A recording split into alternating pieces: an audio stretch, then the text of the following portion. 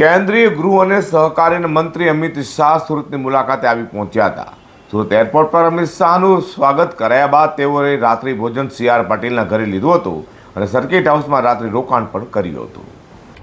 કેન્દ્રીય ગૃહમંત્રી અમિત શાહ રવિવારે સાંજે સુરતની મુલાકાતે આવ્યા હતા। સુરત એરપોર્ટ પર તેમનું ઉષ્માભર્યું સ્વાગત કરાયું હતું। ગૃહમંત્રીના સ્વાગત માટે કેન્દ્રીય જળશક્તિ મંત્રી સી.આર. પાટીલ, ગૃહ રાજ્યમંત્રી હર્ષ સંઘવી, શિક્ષણ રાજ્યમંત્રી પ્રફુલભાઈ પાનસેરિયા, વન અને પર્યાવરણ રાજ્યમંત્રી મુકેશભાઈ પટેલ, સાંસદ મુકેશ દલાલ, સ્થાનિક ધારાસભ્ય અને પોલીસ કમિશનર અનુપમસિંહ ગેહલોત સહિતના મહાનુભાવો પણ ઉપસ્થિત રહેવા પામ્યા હતા। એરપોર્ટ પરથી અમિત શાહ સીધા ગુજરાત પ્રદેશ અધ્યક્ષ સી.આર. પાટીલના નિવાસસ્થાને પહોંચ્યા હતા, જ્યાં તેમણે રાત્રિ ભોજન લીધું હતું। ભોજન સાથે 2 જાતની મીઠાઈ પણ ખાધી હતી। અમિત શાહની રમાઈ રહેલી ભારત અને પાકિસ્તાન વચ્ચેની મેચમાં ખૂબ જ રસ આવ્યો હતો અને મોબાઈલમાં ભારત પાકિસ્તાન મેચ ચાલુ કરવા કહ્યું હતું।